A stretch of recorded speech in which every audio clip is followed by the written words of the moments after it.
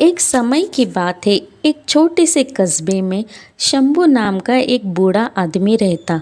वह दिन भर सिर पर एक टोकरी उठाकर गांव-गांव जाकर बंगड़ियां बेचता।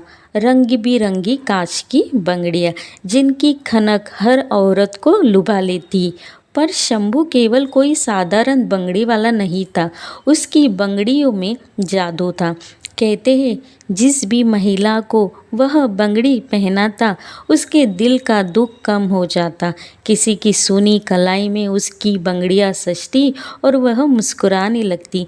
किसी की आंखें आंसुओं से भीगी होती पर बंगड़ी पहनते ही वो चमकने लगती।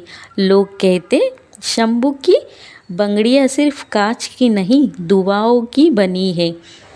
एक दिन शंभू एक नए गांव में पहुंचा। वहां एक स्त्री नीम के पेड़ के नीचे बैठी रो रही थी।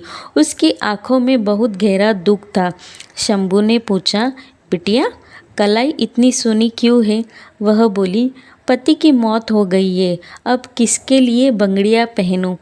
शंभू मुस्कुराया और बोला, इन बंगड़ियों की खनक तुम्हारी हिम्मत की आवाज़ होगी। इन्हें पहनकर खुद के लिए जियो।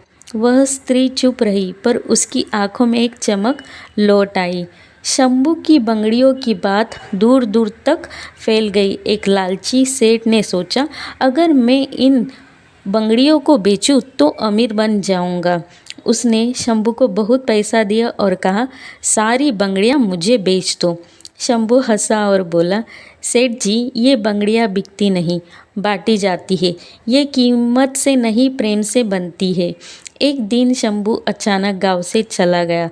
न कोई पता न कोई संदेश। लोग कहते हैं वो अब भी वहाँ जाता है जहाँ किसी स्त्री की कलाई सुनी हो या किसी के चेहरे से मुस्कान खो गई हो।